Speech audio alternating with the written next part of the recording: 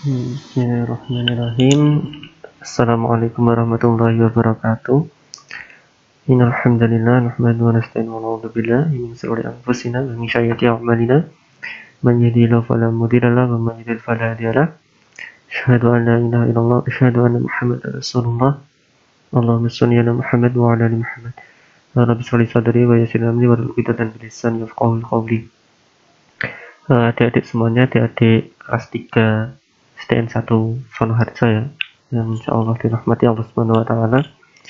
Alhamdulillah, puji syukur kita panjatkan pada Allah Subhanahu wa taala karena kesempatan pagi hari ini kita masih diberikan kesempatan, kenikmatan untuk kembali melakukan pembelajaran walaupun dalam kondisi jarak jauh. Mudah-mudahan tidak mengurangi semangat adik-adik semuanya, anak-anak semuanya. Yang kedua, salawat dan salam mari senantiasa tercurah kepada Nabi Muhammad sallallahu alaihi wasallam beserta keluarga, para sahabat, para tabi'in, para tabi'in, para ulama dan yang senantiasa istiqomah di jalan Allah. Nah, di pertemuan pertama kita ya di tahun ajaran yang baru, selamat kepada kalian yang naik ke kelas 3. Nah, di sini Bapak akan menyampaikan, silahkan dibuka buku paketnya boleh ya, mengenai Nabi Muhammad SAW adalah panutanku. Nah, jadi Nabi Muhammad itu adalah panutan kita semua. Panutan itu adalah contoh.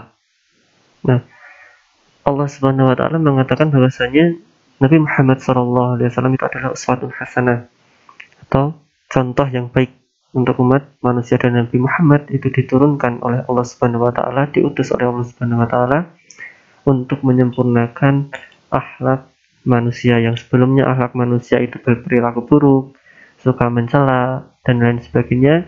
Nah, akhlak-akhlak yang buruk ini diperbaiki oleh Nabi Muhammad SAW sehingga dikatakan bahwasanya Nabi Muhammad itu adalah bertugas untuk menyempurnakan akhlak manusia. Adalah salah satu tugas Nabi Muhammad SAW. Selain menyempurnakan akhlak, Nabi Muhammad SAW itu juga bertugas untuk menyampaikan tauhid atau ketauhidan kepada Allah Subhanahu wa taala, seperti itu. Nah, untuk yang akan saya jelaskan, nah di sini kalian bisa melihat mengenai seperti apa bahwasanya Nabi Muhammad SAW itu mendidik manusia hingga sampai sekarang pun, walaupun Nabi Muhammad SAW telah meninggal dunia, ajaran Nabi Muhammad yaitu berupa Islam dan sunnah-sunnah Rasulullah SAW itu tetap ada sampai sekarang ya. Salah satunya bisa kita lihat bahwasanya Nabi Muhammad itu mengajarkan kita tentang percaya diri dan mandiri. Kalau kalian pernah mendengar bahwasanya Rasulullah Shallallahu Alaihi Wasallam itu sejak kecil, sejak dalam kandungan bahkan telah ditinggal mati oleh ayahnya, dan setelah dilahirkan usia 7 tahun Nabi Muhammad meninggal oleh ibunya, sehingga yang mengasuh adalah kakeknya. Setelah itu, setelah remaja, kakeknya meninggal dan dilanjutkan oleh pamannya. Setelah itu Nabi Muhammad ketika usia 40 tahun diangkat menjadi Nabi dan Rasul oleh Allah Subhanahu wa taala. Nah, jadi Nabi Muhammad itu sejak kecil sudah mandiri. Bisa dilihat bahwasanya kecilnya Nabi Muhammad sallallahu alaihi wasallam, beliau itu sudah mengembala kambing atau domba pada saat itu.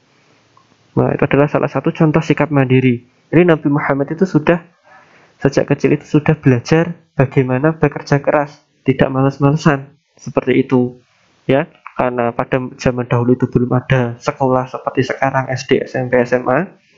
Nah, Nabi Muhammad itu belajarnya dengan apa? Itu belajar mengembalakan kambing.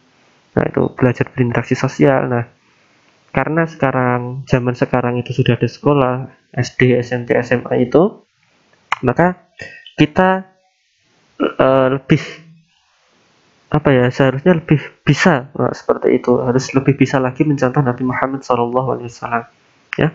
Jangan sampai kalian yang sudah kelas 3 SD ini masih belum percaya diri atau belum mandiri, masih istilahnya takut dengan cek weden-weden, cek isen-isen seperti itu. Takut. Nah, bisa dilihat di sini adalah sikap mandiri itu, wah, ini memakai kaos kaki sendiri. Yo, udah bisa semua toh pasti. Yang kedua, berangkat sekolah sendiri. Yang ketiga, berani tampil di depan kelas. Oh, berani tampil di depan kelas. Yang ketiga adalah sudah bisa apa? Ketika dijelaskan oleh guru, nah itu mendengarkan, jangan sampai ramai sendiri karena sudah besar. Ya, sudah besar. Nah, ketika kita ramai sendiri nanti ilmunya tidak akan bisa masuk kepala, tapi mana jatuh jika anak jalan. Nah, seperti itu. Itu ya. Nah, jadi antara mandiri dan percaya diri, itu tidak bisa dipisahkan. Orang yang percaya diri harus mandiri dan orang yang mandiri harus percaya diri. Percaya diri itu artinya apa, Pak? Nah, percaya diri itu artinya kita percaya kepada kemampuan diri kita, bukan sombong. Ya, percaya diri itu kita tidak takut, tapi bukan sombong, seperti itu. Ya, percaya diri harus berani. Bismillahirrahmanirrahim.